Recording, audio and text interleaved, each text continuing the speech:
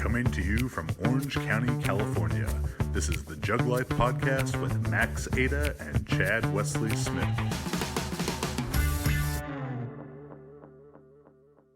It remains to be seen yet what the longevity is of that, because and some of this has to do with the athlete themselves, setting records every weekend on Instagram. Right. It's the nature of the beast right now. Yeah. You don't necessarily make money on the sport. Right. But you can make money. You kind of have to if perform you can, a little bit. Yes, if you can bring in enough eyeballs, Yep. then you have some value as a marketing tool. And how do you bring in those eyeballs? You throw up some huge numbers. Yeah. And so that's happening every weekend. Then we start getting some injuries. Yeah. And a lot of the guys you just mentioned a minute ago have suffered through. Dan suffered through some significant injuries. Eric Lillibridge suffered through some significant injuries as relatively young athletes in the sport. Yeah. Have endured some muscle tears and pulls and surgeries. So it remains to be seen whether or not, I always go back and look at and talk about Eddie Cohn when I'm talking to these great lifters. Somebody who only competed twice a year. Yeah. And, Mikhail Koklev talked about how they only max out twice a year at the national championships and world championships. And at the qualifiers for those, they're only in the low to mid 90 percentiles. Yeah. So that becomes, part of whether or not you have, I think, the long vision or the discipline maybe to where you can hold back a little bit. The Russians have that long-term view. They look at a 10-year plan. Yeah.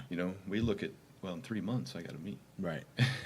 It's exciting we're for like, us. it's Friday. We're all in I one got to now. post something good this week. And I'm no different. I'm not talking about Sure. anybody in any particular way. No. I'm saying that It's I just tried the to lift culture, as much right? as I could, as often as I Yeah. could. The fact that I competed in both bodybuilding and powerlifting was almost a self-metering process for me. Right. Because I was only doing 1, maybe 2 powerlifting meets a year. Because then I would switch and do 1 or 2 bodybuilding shows a year. It's smart. And that's kind of the way that Eddie Cohn, without the bodybuilding competition, designed his long-term plan. Was to do some hypertrophy training in the off season and to let his body rest and let his central nervous system rest and then ramp up. So over the course of 20 years, he goes from 165 to 242, setting records, all throughout his career. Sure. So it can be a career, but we got to be cautious about how we manage that. Well, I see that a lot in our dealings with USAPL stuff. Marissa just broke the world record, 114's total record. She told 9:48 at 114, and she'll turn 41 in July. And in the same meet, the Grand Prix at the Arnold, Dave Ricks, who is 57 years old, broke the open world record in the squat, the IPF open world record in the squat. Squatted like 7. It was 330, I think. 330. 727 at 205. 57 years old. Tony Harris was taking shots at the squat record at over 50 years old. The guys who have been competing for 30 years. 30 going on 40 years. Yeah, but I bet they didn't do 200 meets. No. We just talked about that with respect to the strongmen, and they tend to have a pretty aggressive schedule. Right. And they suffer a significant amount of injuries as a result of that schedule. Yeah. So it could be a better idea for longevity, and the reason being is because I do think, at least it was my experience, that I was stronger at 40 than I was at 25. Mm-hmm.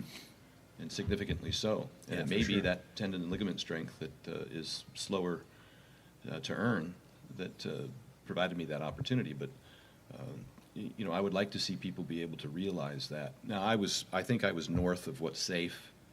I've often said that I probably pushed that window of opportunity a little further than I should have. Right. When I was still competing up 44, 45 in terms of the volumes that I was doing. And also, again, depends on what you do to compete, how much weight you carry, whether or not performance-enhancing drugs are involved, and to what extent. Those things all play a factor in, I think, your, what would you call it, your life in the sport, your competitive ability. I can't anymore if I wanted to.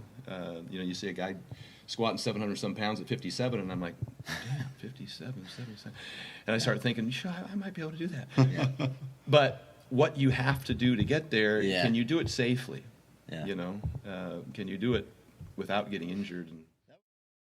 That was a clip from episode number 41 with Stan Efferding, the Rhino Swims with Sharks. Stan has so much great advice on training, nutrition, business, and motivation.